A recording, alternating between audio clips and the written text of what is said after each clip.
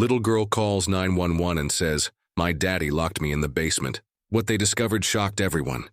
Before we dive into this story, drop a comment below and tell us where you're watching from. Enjoy the story.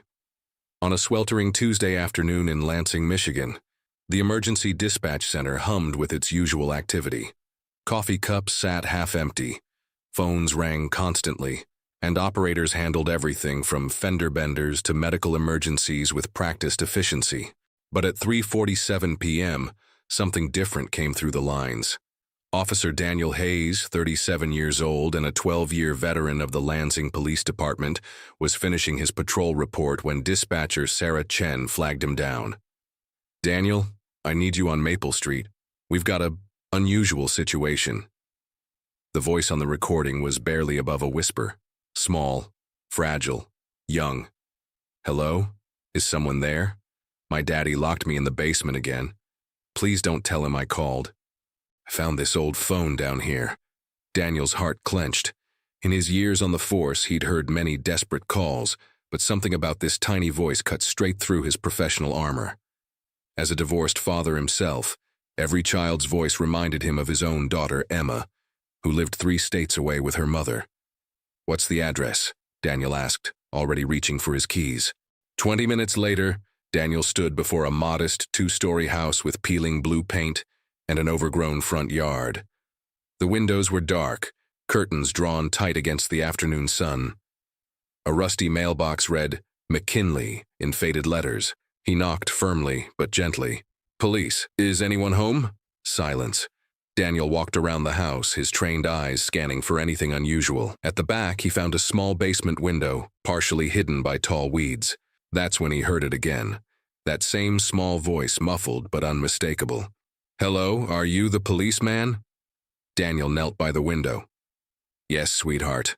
My name is Officer Daniel. What's your name?" "Kelly. Kelly McKinley. I'm 7 years old." Through the dirty glass, Daniel could make out a small figure sitting on what appeared to be an old metal bed. The basement looked damp and poorly lit, with boxes stacked against the walls. "Kelly, honey, are you hurt?" "No, sir. I'm just waiting for Daddy to say I can come upstairs. But it's been a really long time and I got scared." Daniel's jaw tightened, but he kept his voice calm and reassuring. "How long have you been down there, Kelly?" "Since this morning. Maybe since breakfast time. I spilled my orange juice on the table and Daddy said I needed to think about being more careful." The officer felt his heart sink. This wasn't right. No child should be locked away for hours over spilled juice. "Kelly, I'm going to help you get out of there, okay? Is there a way to unlock the door from inside?" "It locks from upstairs. Daddy has the key." Daniel stood up, his mind racing. He needed to get this child out safely, but he also needed to follow proper procedure. He radioed for backup and social services, then returned to the window. "Kelly, I need you to stay right where I can see you while I figure out how to get you out safely. You're very brave for calling us." "I wasn't supposed to call," Kelly whispered, her voice trembling slightly. "But I remembered what they taught us at school about 911. I found this old phone behind some boxes." "You did exactly the right thing, sweetheart." As Daniel waited for backup, he continued talking to Kelly, learning that she lived alone with her father, rarely went to school regularly, and spent most of her time at home. She seemed intelligent and articulate, but there was something heartbreakingly resigned in her voice.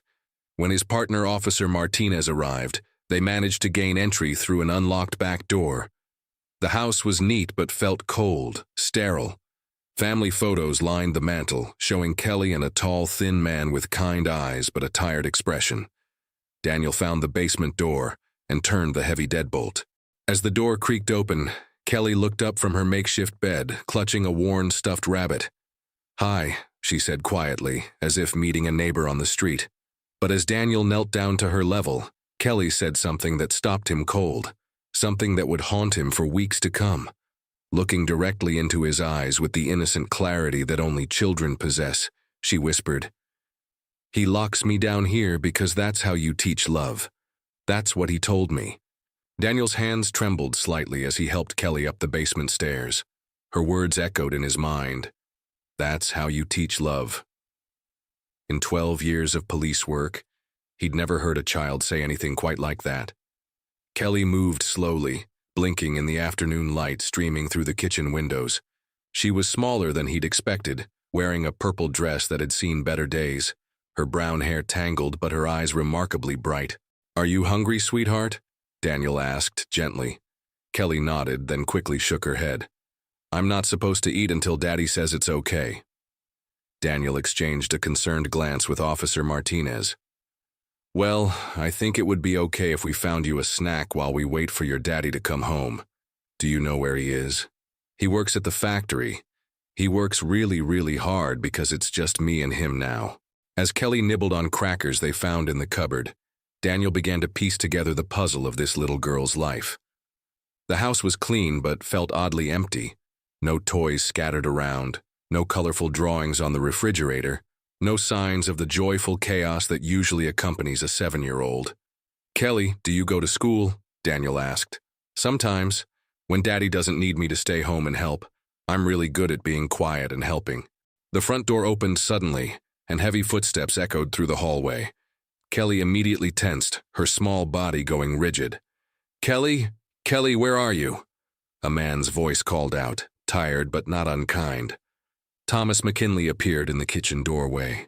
Tall, thin, with prematurely gray hair and dark circles under his eyes. When he saw the 2 police officers sitting with his daughter, his face went pale. "What's going on here?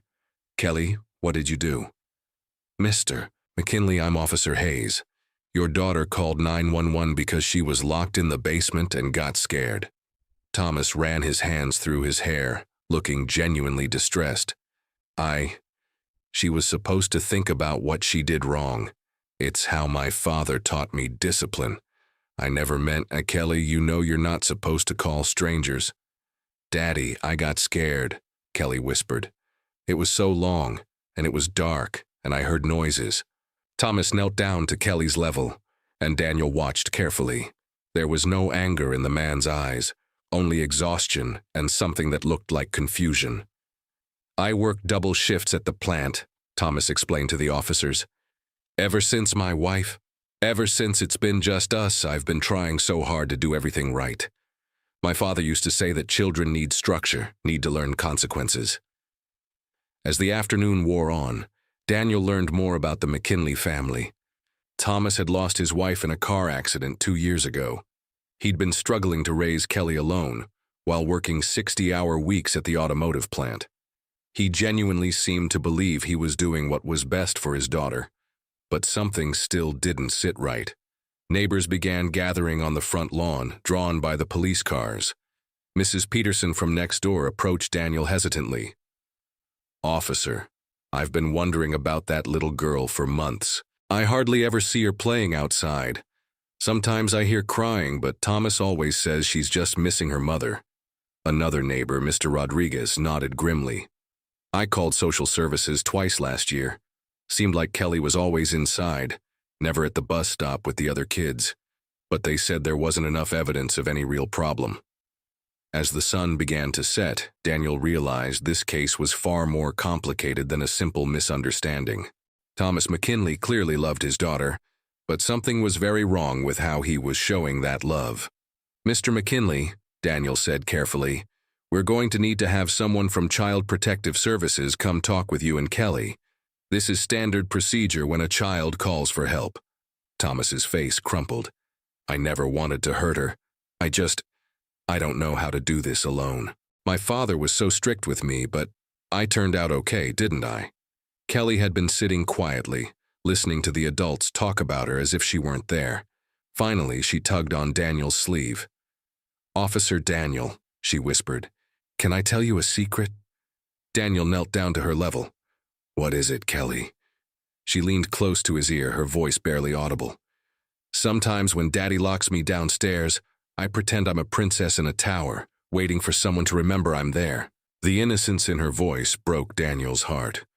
But it was what she said next that made him realize this case was about to become much more complex than anyone imagined.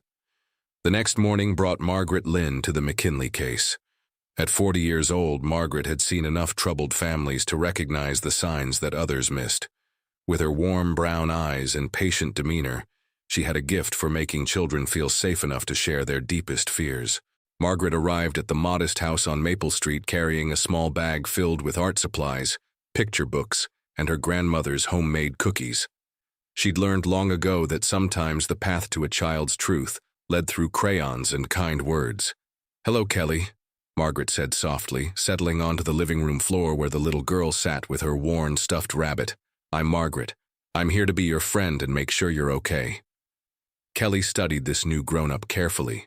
Margaret noticed how the child positioned herself in the corner of the room, back against the wall, always watching the doorway. When heavy footsteps echoed from the kitchen where Thomas was making coffee, Kelly's small body tensed like a frightened bird. "Would you like to draw with me?" Margaret asked, pulling out colored pencils and paper. For the first time, Kelly's eyes brightened. She nodded eagerly and reached for a blue crayon. As she drew, Margaret observed quietly. Kelly's pictures were always the same, a small figure alone in a box-like space, surrounded by dark walls with just a tiny window letting in light. "That's a very interesting drawing," Margaret said gently. "Can you tell me about it?" "It's me in my thinking room," Kelly explained matter-of-factly. "That's what Daddy calls the basement. It's where I go to think about being better." Margaret's heart ached, but she kept her expression neutral. "How often do you visit your thinking room?" Kelly counted on her small fingers. "Yesterday and the day before, and lots of days, when I make mistakes." Through the morning, Margaret learned more troubling details. Kelly rarely played with other children. She'd missed 43 days of school this year. She spoke about herself as if she were much older, using phrases like, "I need to be more responsible," and "children should help their parents." When Thomas joined them, Margaret watched the interaction carefully. He sat across the room from Kelly, and she noticed how the little girl's shoulders hunched forward when he spoke. "Kelly is a good girl," Thomas said earnestly, "but she needs structure. Children today are too wild, too disrespectful. My father always said that discipline builds character." "Tell me about your father," Margaret suggested. Thomas's expression grew distant. He was a strict man, fair but strict. "He taught me that children need boundaries, need to understand consequences. When I misbehaved, I spent time alone to think about my actions. It helped me become responsible." Margaret nodded thoughtfully, but her trained eye caught something Thomas missed entirely. Every time he mentioned discipline or his father, Kelly unconsciously covered her ears with her hands, just for a moment, as if trying to block out sounds that weren't there. Later, when Thomas stepped outside to take a work call, Margaret sat closer to Kelly. "Kelly, can you tell me what happens when you make a mistake?" Kelly's voice became very small. "I have to go to the thinking room until I learn better. Daddy says it's because he loves me and wants me to grow up right." "How long do you usually stay there?" "Until I stop making noise. Sometimes I count to 1,000, but then I lose count and have to start over." Margaret felt a chill run down her spine. She pulled out her phone and showed Kelly a photo of children playing at a playground. "Do you ever play like this with other kids?" Kelly shook her head. "I'm not very good at playing. I'm better at being quiet and still." That afternoon, Margaret drove to Kelly's school to speak with her teacher, Mrs. Anderson, a veteran educator with 30 years of experience. "Kelly McKinley?" Mrs. Anderson's face grew concerned. "That sweet little girl breaks my heart. When she does come to school, she's so careful. She never speaks unless spoken to, never raises her hand, never joins the other children during recess. She just sits by herself and draws." "What does she draw at school?" "Always the same thing, a little girl in a dark room. Sometimes there's a small window, sometimes not. I've tried to encourage her to draw other things, but she says she only knows how to draw what she sees." Anderson pulled out a folder filled with Kelly's artwork from the school year. Every single drawing showed the same haunting image, a solitary figure in an enclosed space. "I called the family twice this year to express concern, but Mr. McKinley always has an explanation. Kelly was sick, or there was a family emergency, or she needed to help at home." That evening, Margaret met with Daniel at the police station to review the case files. What they discovered made the situation even more troubling. There were 2 previous reports, Daniel said, spreading the paperwork across his desk. Both from neighbors. Both investigated. Both closed due to insufficient evidence of immediate danger. Margaret studied the reports. What changed their minds? Thomas was cooperative both times. Kelly appeared healthy. The house was clean, and she never contradicted her father's explanations. The investigators concluded it was an overprotective single father dealing with grief. But something's different now, Margaret observed. Daniel nodded. The 911 call. She reached out for help. That takes courage most adults don't have. As they talked, Margaret couldn't shake the image of Kelly's small hands covering her ears whenever her father spoke about discipline. There was something more here. Something just beneath the surface that the little girl wasn't ready to share. Daniel, Margaret said quietly, I think we're only seeing the tip of the iceberg. Kelly is protecting someone, probably her father, but she's also protecting herself from a truth she's not ready to face. What do you mean? Margaret gathered up Kelly's drawings, each one more heartbreaking than the last. I mean that Kelly McKinley has learned to survive in ways that 7-year-olds should never have to learn. And until she feels safe enough to tell us the whole truth, we're all just guessing at what really happens in that house. Over the next week, Margaret visited Kelly every day, always bringing something special. Cookies, colored pencils, or a new storybook. She learned that patience was the key to Kelly's heart. On Wednesday, Margaret brought hot chocolate in a thermos decorated with butterflies. Kelly's eyes widened with wonder as she sipped the warm, sweet drink. My mommy used to make hot chocolate, Kelly whispered the first time she'd mentioned her mother. Before she went to heaven, Margaret smiled gently. What was your mommy like? She laughed a lot, and she sang songs while she cooked dinner. Daddy doesn't sing anymore. As the days passed, Kelly began to open up in small ways. She started sitting closer to Margaret during their visits, sometimes even leaning against her shoulder while they read together. But Margaret noticed troubling patterns. Every time they heard Thomas's truck pull into the driveway, Kelly would quickly put away the art supplies and sit perfectly straight, hands folded in her lap. When footsteps approached, her breathing would become shallow and quiet. Kelly, Margaret asked one afternoon, do you like drawing? I love drawing, Kelly said, her face lighting up. But I have to be very careful with the crayons. If I break one or color outside the lines, Daddy gets worried about me wasting things. Margaret watched as Kelly colored with intense concentration, her small tongue poking out slightly as she stayed meticulously within the lines of a butterfly picture. Daniel began visiting regularly too, but always in casual clothes, never in uniform. He brought simple gifts, a small kaleidoscope, a packet of flower seeds, a book about friendly police officers. Slowly, Kelly began to see him as a friend rather than an authority figure.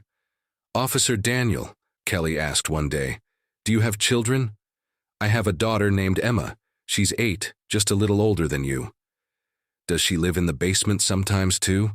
Daniel's heart clenched. No, sweetie, children shouldn't have to live in basements. They should have bright, happy rooms with windows and toys and pictures on the walls. Kelly tilted her head thoughtfully. Maybe some children are different. Maybe some children need to learn more lessons. It was during the second week that Margaret made a startling discovery. While Kelly was using the bathroom, Margaret noticed a small notebook tucked under the couch cushions. Opening it carefully, she found page after page of Kelly's handwriting, wobbly letters forming the same sentences over and over. I will be quieter. I will not spill things. I will remember to be good. Good children don't make noise. Some pages had been written so many times that the pencil had torn through the paper. When Kelly returned, Margaret held up the notebook gently. Kelly, did you write all of this? Kelly's face went pale. I'm not supposed to show anyone. That's my homework from the thinking room. Daddy says writing helps me remember the lessons. How long do you spend writing these sentences? Until my hand gets too tired to hold the pencil. Sometimes that takes a very long time. Margaret felt her chest tighten with emotion, but she kept her voice calm. Kelly, what do you think about while you're writing? Kelly was quiet for a long moment, then said something that revealed just how deeply this situation had affected her young mind. I think about being invisible. If I'm invisible, I can't make mistakes. If I can't make mistakes, Daddy won't be sad about me. That evening, Margaret called Daniel with her concerns. She's not just being punished, Daniel. She's being erased. This little girl is trying to disappear because she thinks that's what love looks like. What do? We show her what real love looks like. But I'm worried there's still something she's not telling us. Something that explains why she's so afraid of making even the smallest sound. As if the universe was responding to their conversation, Margaret's phone rang. It was Kelly, whispering so quietly that Margaret had to strain to hear. "Miss Margaret, can you come over? Something happened and I need to tell you a secret.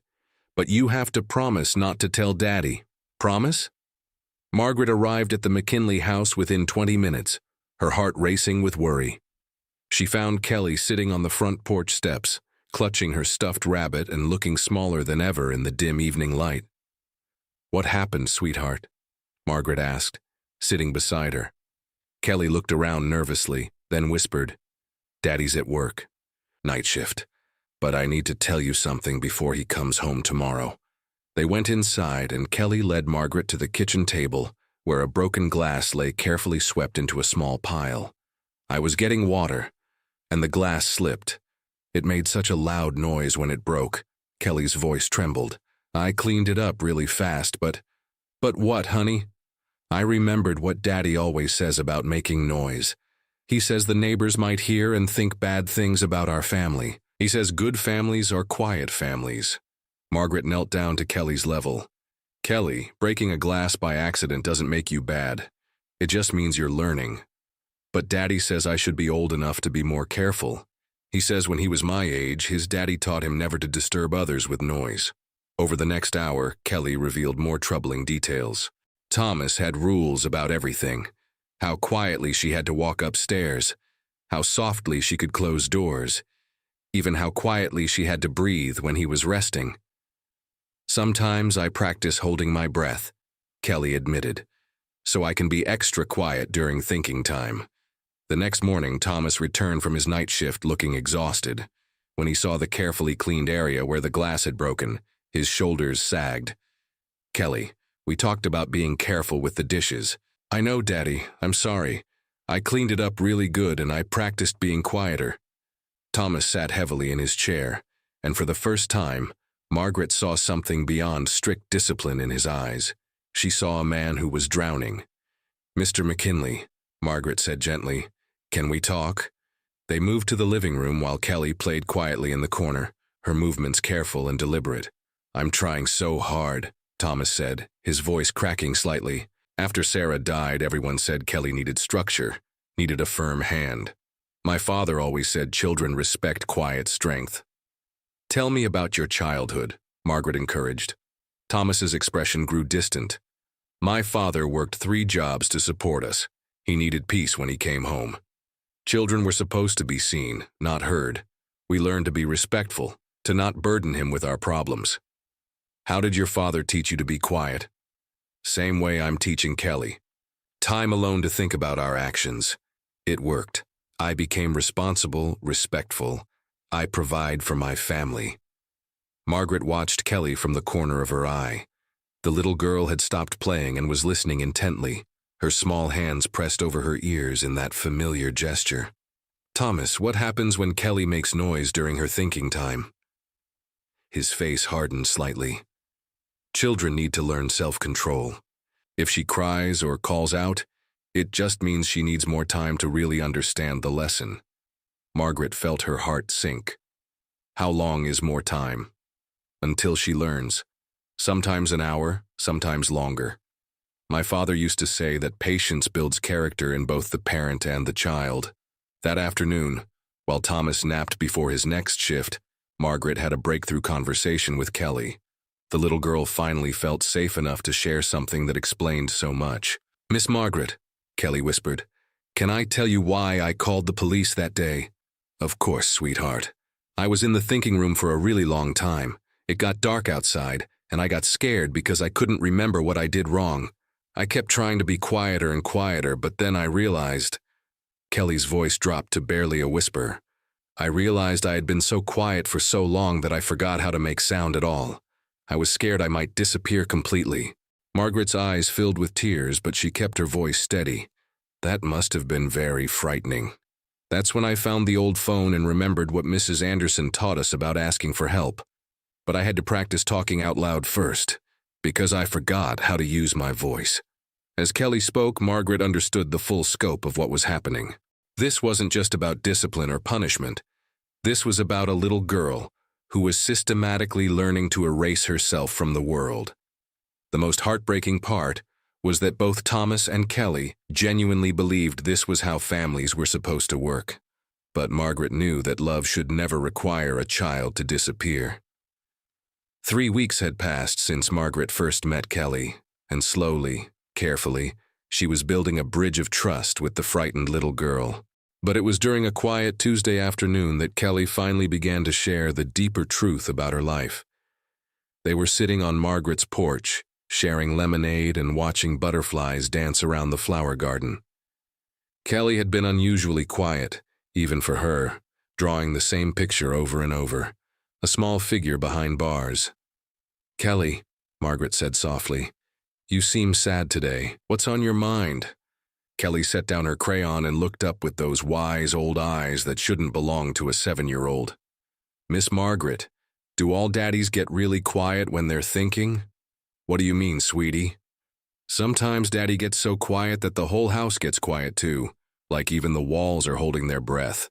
And when that happens, I know I need to be extra good." Margaret felt her chest tighten. "What makes the house feel that way?" Kelly drew another bar on her picture.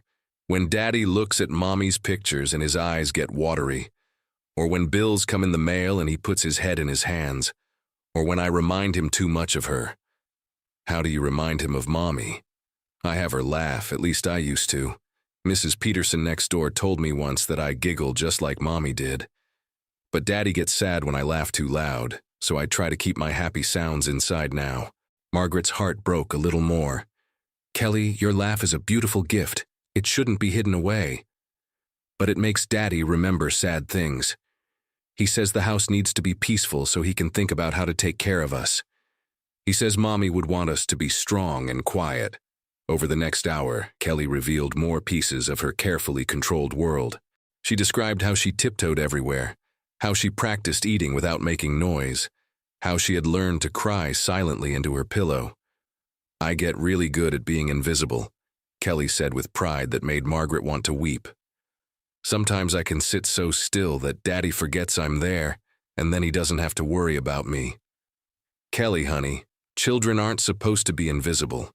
You're supposed to take up space in the world." Kelly tilted her head, confused. "But taking up space means making mistakes, and mistakes make people sad." Margaret chose her next words very carefully. "What if I told you that making mistakes is how children learn? What if mistakes weren't something to be afraid of?" "That doesn't sound right," Kelly whispered. "Mistakes hurt people's feelings. When I spill things or drop things or talk too loud, Daddy gets that look. The same look he had when the hospital people told us about Mommy." "What look is that?" "Like something inside him is breaking all over again." That evening, Margaret called Daniel to share what she'd learned. "Daniel, this isn't just about discipline.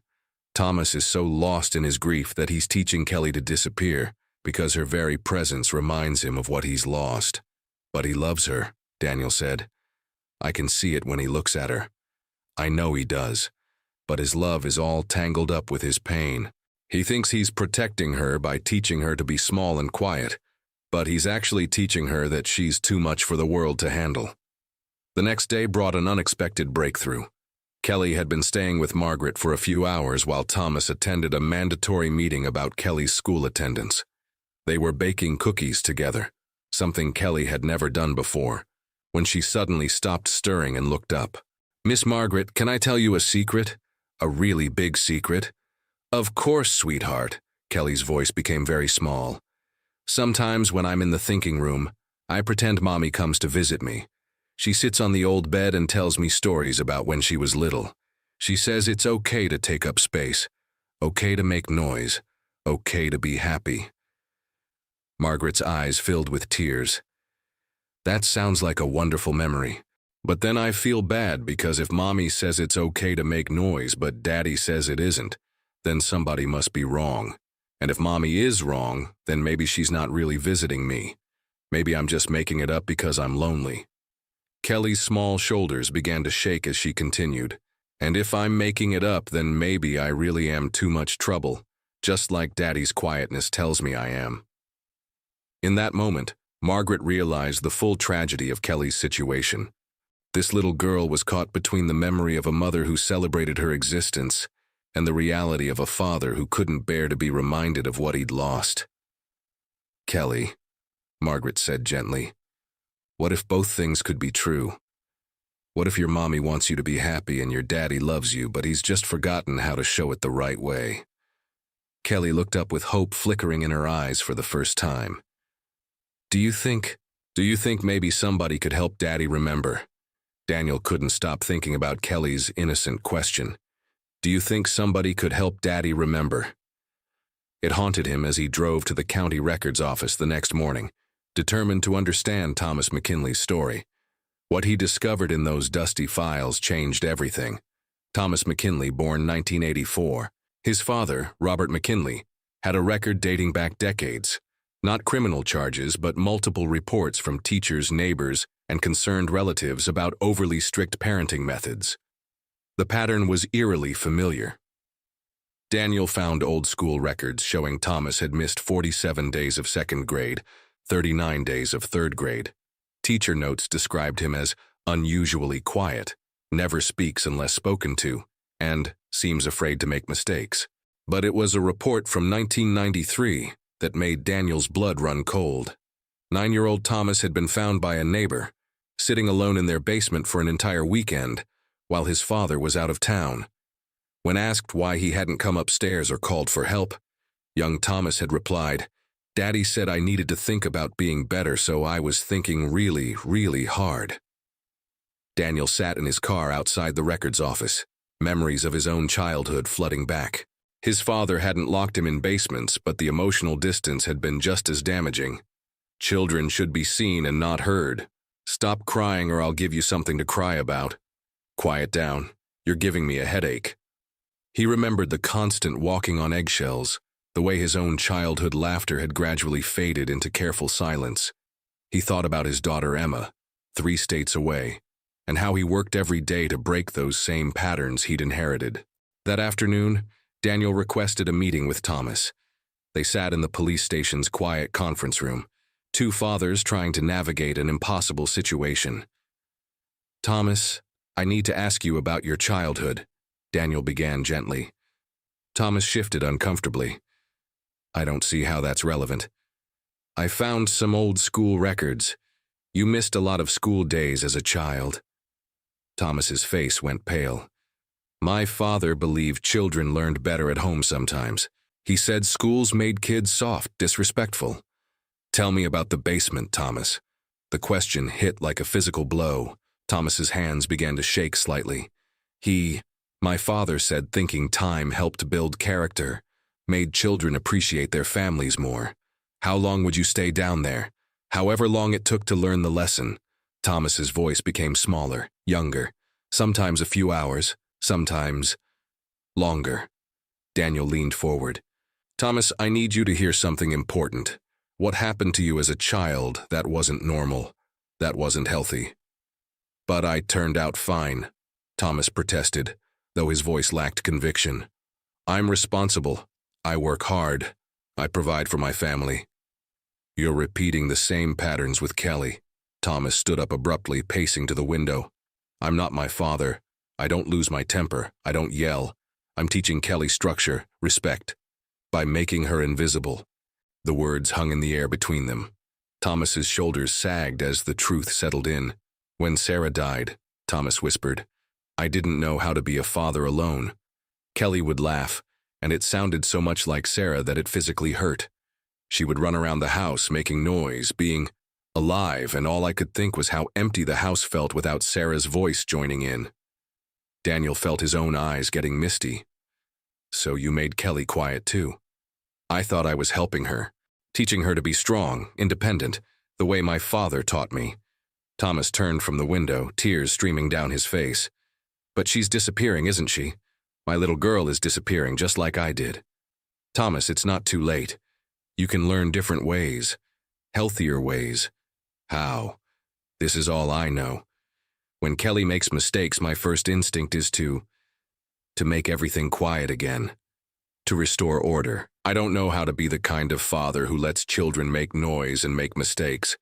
Daniel stood up and placed a gentle hand on Thomas's shoulder. The same way I learned.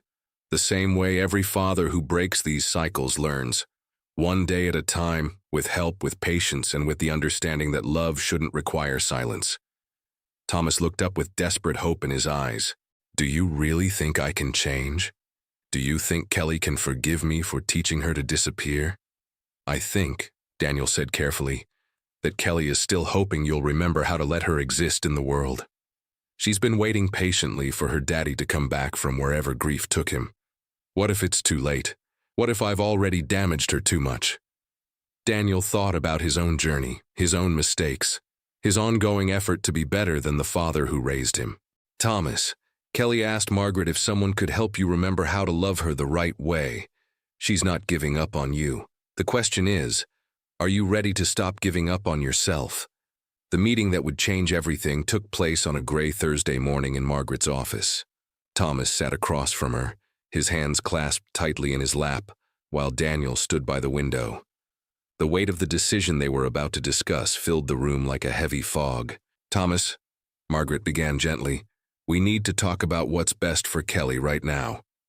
Thomas's face went pale. You're going to take her away from me, aren't you? We're going to give you both a chance to heal, Margaret replied. But that means Kelly needs to stay somewhere safe while you get the help you need to break these patterns. I can change, Thomas said desperately. I can learn. Please don't take my daughter away. She's all I have left of Sarah. Daniel moved closer. Thomas, that's exactly the problem. Kelly isn't Sarah. She's her own person, and she deserves to be loved for who she is, not hidden away because she reminds you of what you've lost. Margaret pulled out a folder filled with Kelly's drawings from the past month. Look at these, Thomas, really look at them. Page after page showed the same image, a small figure trapped behind walls, growing smaller and smaller in each picture until she was barely visible. This is how your daughter sees herself, Margaret said softly. As someone who takes up too much space, makes too much noise, causes too much trouble. Thomas's hands shook as he looked through the drawings. I never wanted. I thought I was helping her be strong. Your father thought the same thing about you, Daniel said. But look where it led. You're 39 years old and you still believe that love means silence. The door opened quietly, and Kelly peered in, clutching her stuffed rabbit. Daddy, are you okay? I heard voices and thought maybe... Thomas looked at his daughter, really looked at her. Perhaps for the first time since Sarah's death. He saw how small she seemed, how carefully she moved, how her eyes darted nervously between the adults. Kelly, sweetheart, come here, Thomas said, his voice breaking. Kelly approached slowly, and Thomas knelt down to her level. Kelly, I need to ask you something very important. Do you feel safe at home with me? Kelly's eyes widened. Children always know when they're being asked to tell the truth about something big. I try to be really good, Daddy. I try not to make you sad like Mommy's pictures do. But do you feel happy? Do you feel like you can be yourself? Kelly looked at Margaret, then at Daniel, then back at her father. In a voice barely above a whisper, she said, Sometimes I forget who myself is supposed to be. Thomas closed his eyes, the weight of his daughter's words crushing him. When he opened them again, Margaret saw something she hadn't expected. Clarity. What do I need to do? Thomas asked. What do I need to do to become the father Kelly deserves? Margaret leaned forward. You need time to learn new ways of showing love, and Kelly needs time to remember that she's allowed to take up space in the world. How long? Thomas's voice was barely audible. However long it takes for both of you to heal. Thomas stood up slowly and walked to the window, staring out at the playground across the street where children were laughing and running freely. Kelly, he said without turning around, do you remember when Mommy used to dance with you in the kitchen? Yes, Daddy. She would spin me around and we would laugh so loud that Mrs. Peterson would smile and wave from her window. I stopped the music after Mommy died, didn't I? Kelly nodded, tears forming in her eyes. The house got really quiet. Thomas finally turned around, his face streaked with tears. I thought the quiet would hurt less, but I was wrong. The quiet just made everything disappear, even you. He knelt down and gathered Kelly into his arms, holding her for the first time in months without worrying about teaching her a lesson or maintaining discipline. Kelly, I'm going to learn how to let you be loud again. I'm going to learn how to let you make mistakes and still love you.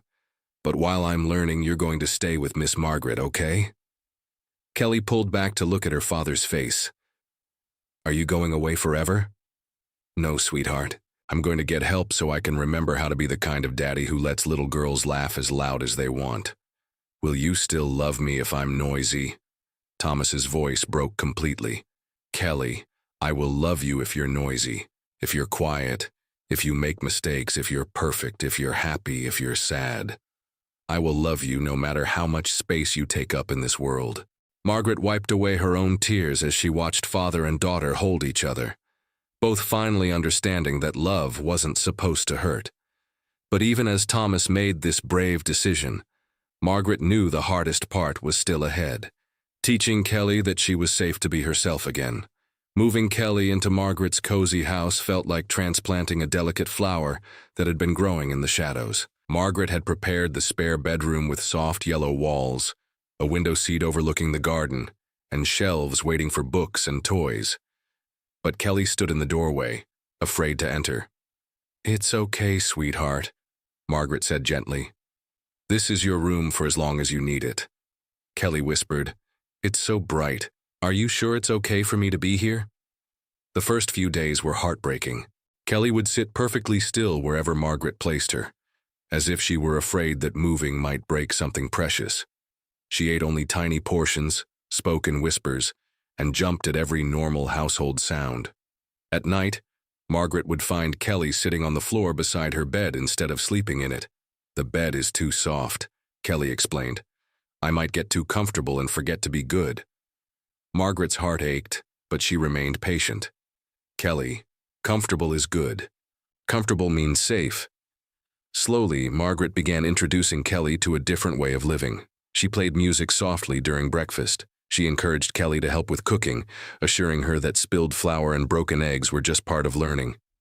But won't you be sad if I make a mess? Kelly asked, holding a measuring cup with trembling hands. Messes mean we're having fun together, Margaret replied. And fun is more important than clean counters. Daniel visited every few days, always bringing small gifts. A kaleidoscope, a packet of flower seeds, a book about a little girl who learned to roar like a lion. But it was during his third visit that Kelly finally asked the question that had been haunting her. Officer Daniel, is Daddy in jail because of me? Daniel sat on the floor beside Kelly, speaking with gentle honesty. No, sweetheart. Your daddy isn't in jail. He's in a special place where grown-ups learn how to be better parents. He's working very hard to understand how to love you in ways that help you grow instead of making you small. Will he still want me when he's done learning? Kelly, your daddy loves you more than anything in the world. That's exactly why he's working so hard to change. It was Margaret's neighbor, Mrs. Chen, who helped Kelly take her first real step toward healing. Mrs. Chen had a small granddaughter named Emma who was visiting for the summer. One afternoon, Emma knocked on Margaret's door. Can Kelly come play in our sprinkler? Emma asked with the confidence only 6-year-olds possess. Kelly looked terrified. I don't know how to play. It's easy. Emma grabbed Kelly's hand. You just run through the water and get wet and laugh. Margaret watched from the window as Kelly stood at the edge of the yard, watching Emma splash and giggle in the sprinkler. For 10 minutes, Kelly just observed, studying this foreign concept of joyful noise. Then, slowly, Kelly took one step toward the water, then another. When the first spray hit her feet, she jumped back, startled by her own reaction. But Emma just laughed and pulled her forward. It's okay to get wet. It's okay to be loud.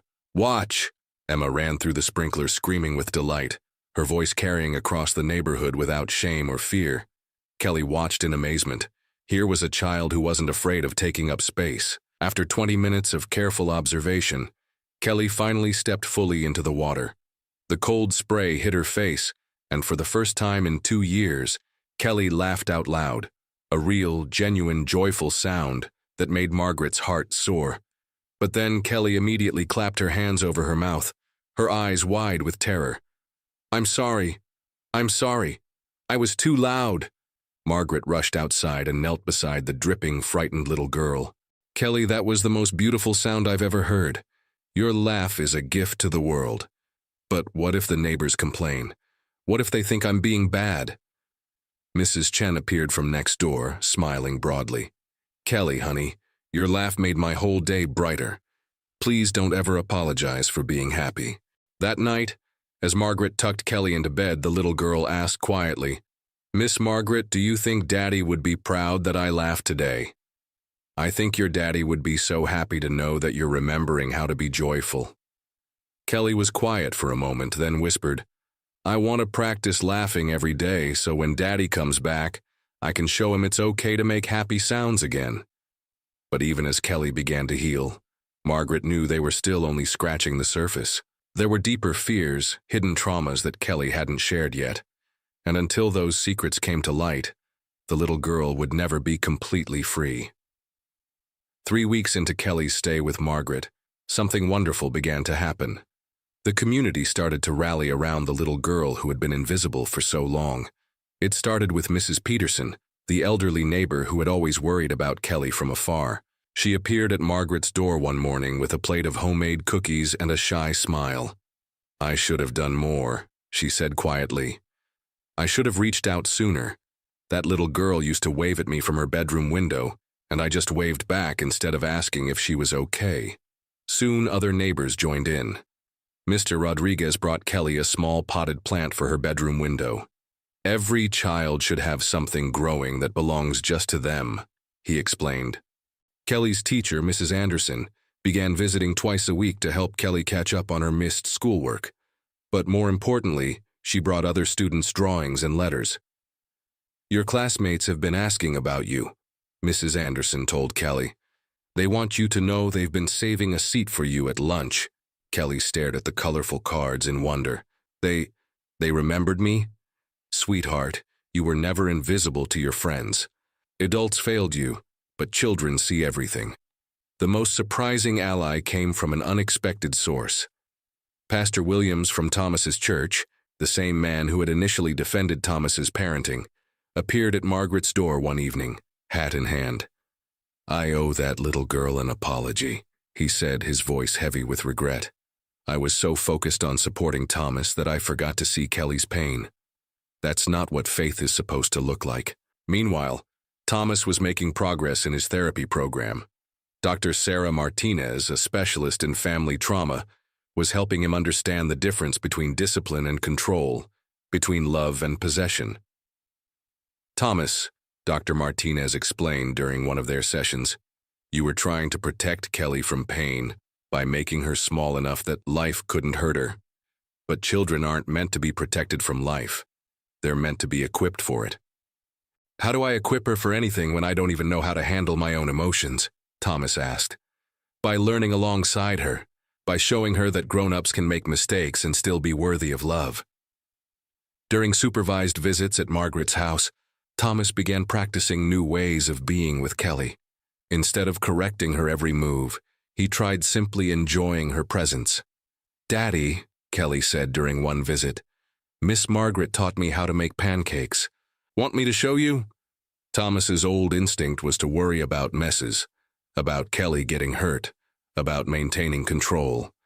But he took a deep breath and said, "I would love to see you make pancakes." As Kelly measured flour with Margaret's patient guidance, spilling a bit on the counter, Thomas felt his shoulders tense. But instead of correcting her, he remembered Dr. Martinez's words. Love doesn't require perfection. "Kelly, you're doing a great job," he said, and meant it. The breakthrough came when Kelly accidentally dropped an entire egg on the floor. She froze, her face going pale with terror, waiting for punishment that had always come before. But Thomas knelt down beside her and said something that surprised them both. "Oops, good thing we have more eggs. Accidents happen to everyone. Kelly stared at her father in amazement. You're not upset? I'm proud of you for trying something new. That's much more important than a broken egg. For the first time in months, Kelly ran to her father and hugged him without fear. But it was Daniel who noticed something troubling during these visits. Kelly still flinched slightly whenever Thomas spoke too quickly, still positioned herself near exits, still seemed to brace herself for something that never came. Margaret, Daniel said after one visit. She's healing, but she's still protecting herself from something. There's still a piece of this puzzle we're missing. Margaret had noticed it too. Sometimes when Kelly was playing happily, she would suddenly stop and listen intently to silence, as if waiting for some other shoe to drop. I think, Margaret said carefully, that Kelly is still waiting for the other punishment, the one that came when the basement wasn't enough. What do you mean? I mean, there's something Kelly hasn't told us yet, something that made the silence even more frightening than we realize. That night, as Margaret was reading Kelly a bedtime story, the little girl interrupted with a question that made Margaret's blood run cold. Miss Margaret, when Daddy gets all better, will he remember about the quiet game? The really, really quiet game we used to play? Margaret's heart started racing, but she kept her voice calm. What quiet game, sweetheart? Kelly's voice became barely audible, as if even talking about it might bring it back. The game where I had to be so quiet that even my breathing couldn't make sound, where I had to pretend I wasn't there at all. Margaret's hands trembled as she closed the storybook. Kelly's words about the really, really quiet game echoed in her mind, but she knew this wasn't the right moment to push for more details. The little girl had already been so brave. Kelly, Margaret said gently, thank you for trusting me with that. Tomorrow we'll talk more about these games, okay? Kelly nodded, then whispered, will you still want me to live here if I tell you all the secrets? Sweetheart, there is nothing, absolutely nothing, you could tell me that would make me stop caring about you. The next morning, Margaret called an emergency meeting with Daniel and Dr. Martinez. They needed to understand what Kelly meant before Thomas's next visit. The quiet game, Dr. Martinez explained, sounds like sensory deprivation. Some parents unknowingly use it as extreme discipline, forcing children into complete silence for extended periods. Daniel felt sick. You mean she wasn't just locked in the basement? She was forced into total silence while she was down there? It's possible. We need to let Kelly tell us in her own time, at her own pace. Meanwhile, Thomas was making remarkable progress in therapy. He'd been learning about healthy communication, appropriate boundaries, and how to show love without control. He was excited about his upcoming visit with Kelly, planning to tell her about all the things he'd learned. But Dr. Martinez had concerns. Thomas, Kelly may need to share some difficult memories with you soon. Are you prepared to hear about times when your discipline methods may have been more harmful than you realized? Thomas's face went pale. What do you mean? I mean that children sometimes internalize punishments in ways parents never intended. Kelly may have experiences that you didn't realize were damaging. That afternoon, Kelly was playing in Margaret's garden when she suddenly stopped and sat very still. Margaret found her there, staring at a wind chime that was making soft musical sounds in the breeze. Kelly, what's wrong, sweetheart? The sounds, Kelly whispered. They're so pretty, but they make me remember. What do they make you remember? Kelly's voice became very small. The basement got so quiet sometimes that I could hear everything. The house settling, cars outside, even my own heartbeat. And I had to make all of it stop, even the sounds inside me. Margaret knelt beside her. What do you mean, make the sounds inside you stop? I had to hold my breath until I couldn't hear my heart beating anymore, until I was so quiet that maybe I wasn't really there at all. Margaret's eyes filled with tears, but she kept her voice steady. Kelly, that must have been very scary. Sometimes I got so good at the quiet game that I forgot how to breathe normally. Even now, when I get scared, I still forget to breathe. That evening, Margaret called Thomas's therapist. Dr. Martinez, we need to prepare Thomas for something big. Kelly is ready to share the complete truth, and it's going to be harder to hear than any of us imagined. How is Kelly doing? She's braver than any 7-year-old should have to be. But she's still carrying secrets that are too heavy for such small shoulders. Dr. Martinez was quiet for a moment. Margaret, I think it's time for a family session. Thomas needs to understand the full impact of what happened, and Kelly needs to see that telling the truth won't destroy the people she loves. Are you sure Thomas is ready? He has to be. Kelly can't heal completely until all the shadows are brought into the light.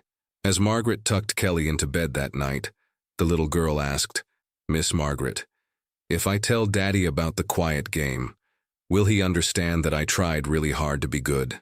Kelly, your daddy is going to understand that you were always good. You were always enough, and he's going to be so sorry that anyone ever made you think differently.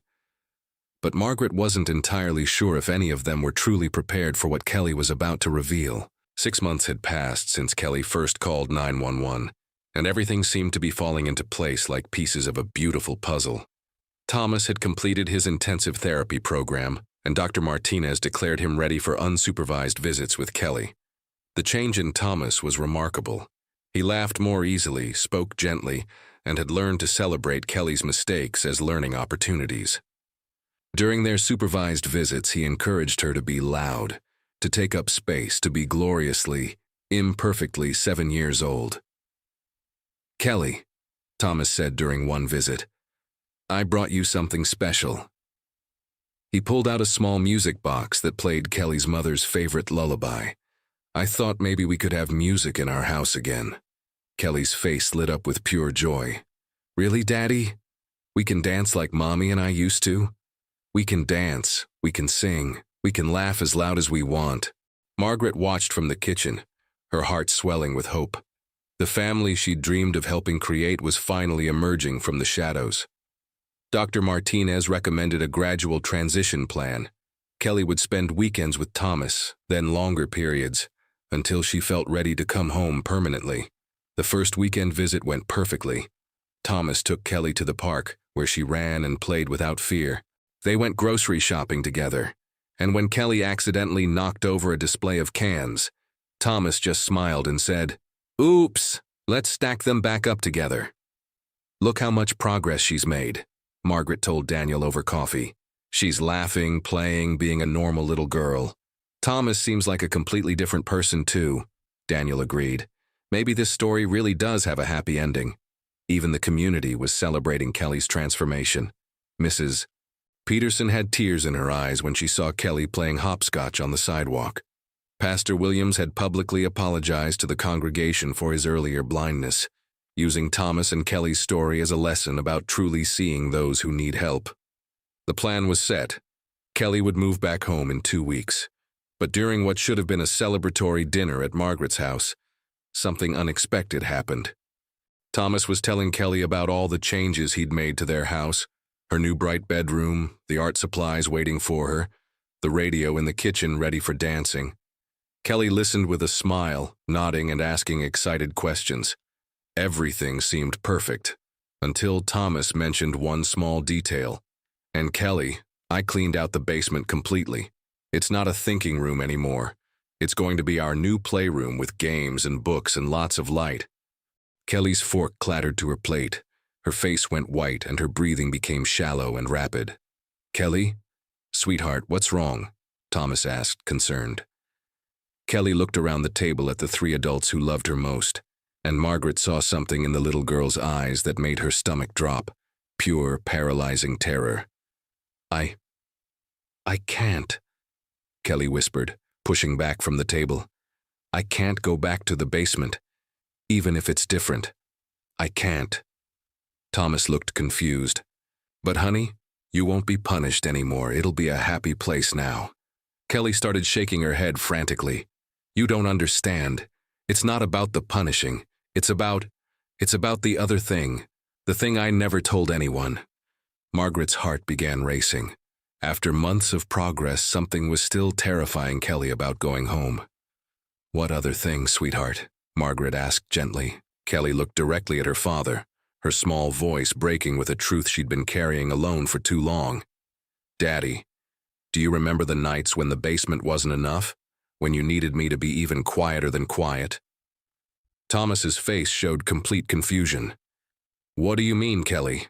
I don't understand. And in that moment, Margaret realized their happy ending was still waiting on the other side of one more devastating truth. The silence in Margaret's dining room was deafening. Kelly sat trembling, her small hands clenched in her lap, while Thomas stared at his daughter with growing confusion and dread. "Kelly," Margaret said softly, "can you help us understand what you mean?" Kelly's voice became barely a whisper. "After the basement, when I still wasn't quiet enough, Daddy would come get me and we'd play the invisible game." Thomas's face went pale. "The invisible game? Kelly, I don't remember any." "In your bedroom, Daddy. When you were really, really sad about Mommy, you'd hold me really tight and tell me I had to disappear completely, that I had to breathe so quietly that even I couldn't hear it, that I had to be so still that my heart would stop making noise." The color drained completely from Thomas's face as fragmented memories began surfacing.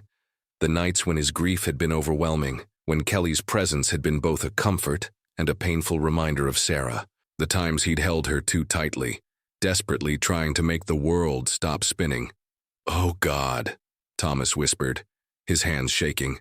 "Kelly, those nights when I couldn't sleep, when I was crying about Mommy, I thought I was comforting you. I thought you would rock me and cry," Kelly continued, her voice still small but steady. "And you'd say, 'Be invisible, baby girl. Be invisible like Mommy.'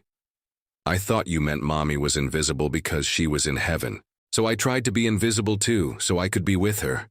Dr. Martinez, who had been listening on speakerphone, spoke gently. "Thomas, in your grief, you were seeking comfort from Kelly while simultaneously asking her to disappear. She internalized this as a requirement for love." Thomas buried his face in his hands. "I was holding her too tight, making her too still.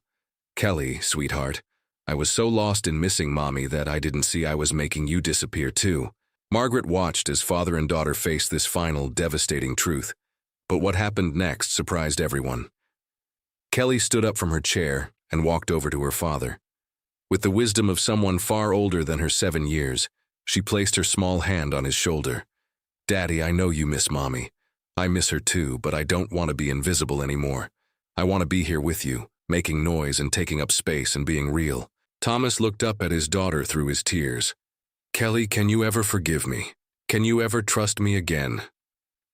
Kelly was quiet for a long moment, then said something that broke everyone's heart while simultaneously beginning to heal it. "Daddy, I forgive you, but I need you to help me remember how to be visible again. And I need you to promise that if you get sad about Mommy, you'll ask grown-ups for hugs instead of asking me to disappear." The revelation of the invisible game changed everything.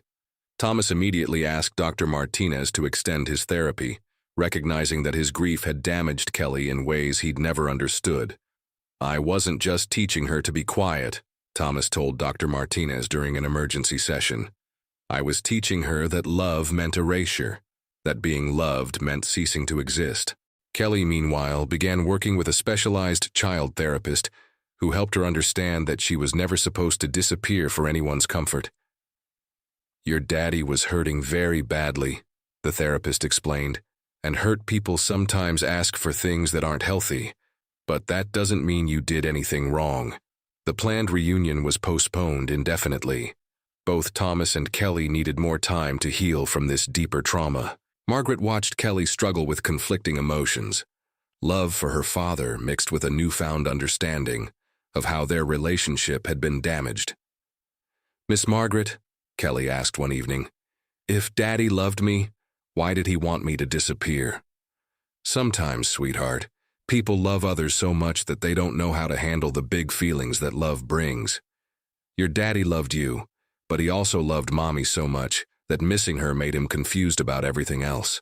Daniel visited regularly, helping Kelly understand that adults could make big mistakes while still being good people who deserved second chances. "Kelly," Daniel said during one visit, "your daddy is working harder than anyone I've ever seen to understand how to love you better. But the most important thing is that you feel safe." "I want to feel safe with Daddy," Kelly admitted, "but I also want to stay big and loud and real." Thomas, meanwhile, was making breakthrough after breakthrough in therapy. He was learning to grieve Sarah's death in healthy ways, to ask for support from other adults, and to understand the difference between comfort and codependency. But the hardest moment came when he had to face the full impact of what he'd done. "Dr. Martinez," Thomas said during one session, "I taught my daughter that existing was wrong, that taking up space was selfish, that love required her to become nothing." Thomas recognizing that is the first step toward ensuring it never happens again. But what if I've damaged her permanently? What if she never feels safe being herself around me? Then you continue working, continue growing, and continue proving that love can look different. Kelly is remarkably resilient, but she needs to see sustained change over time. The question that haunted everyone was whether Thomas and Kelly could rebuild a relationship based on healthy love instead of grief-driven control. 1 year later, on a sunny spring morning, Kelly stood in the doorway of the house on Maple Street. But this time, everything was different. The basement had been completely transformed into a bright art studio with skylights and colorful murals. Kelly's new bedroom upstairs was painted sunshine yellow, with a reading nook by the window and a bookshelf full of stories about brave little girls who took up space in the world. Most importantly, Thomas was different.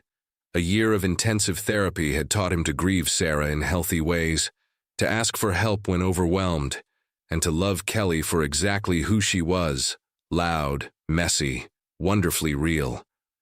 "Welcome home, Kelly," Thomas said, kneeling to her level. "Are you ready?" Kelly looked at her father's face, really looked. She saw someone who had done the hard work of healing, who had learned the difference between love and control, who understood that protecting someone didn't mean making them disappear. "Daddy," Kelly said, "I have something to tell you." Thomas held his breath, ready for whatever she needed to say. "I practiced being loud while I lived with Miss Margaret. I practiced taking up space and making mistakes and being gloriously imperfect. Do you want to hear?" Thomas's eyes filled with tears of joy. "Kelly, I would be honored to hear you be as loud as you want to be." Kelly took a deep breath and let out the most joyful, exuberant shout of happiness that had ever echoed through that house. The sound filled every corner, chased away every shadow, and announced to the world that Kelly McKinley was home, visible, audible, and loved exactly as she was. Margaret, Daniel, and even Mrs. Peterson from next door cheered from the front yard. The little girl who had once called 911 in a whisper now had a voice that could be heard 3 blocks away. "And Daddy," Kelly said, grinning, "I brought music back too." She pulled out a small radio and turned it on. As Sarah's favorite song filled the house, Thomas and Kelly began to dance, awkwardly at first, then with growing confidence and joy. They were learning together that love doesn't require silence. Love celebrates sound, makes space for mistakes, and lets people exist fully in all their beautiful, imperfect humanity. Kelly was no longer invisible. She was magnificently, joyfully, courageously present. And Thomas had finally learned that the most beautiful sound in the world was his daughter's laughter, echoing through a house filled with light. Sometimes healing takes a village, a year of hard work, and the courage to face uncomfortable truths. But in the end, love that truly protects doesn't make people small. It helps them grow magnificent and free. Kelly McKinley was home, and she would never disappear again. This story was inspired by the thousands of children who find their voices every year, and the adults who choose to listen, believe, and act with love instead of fear.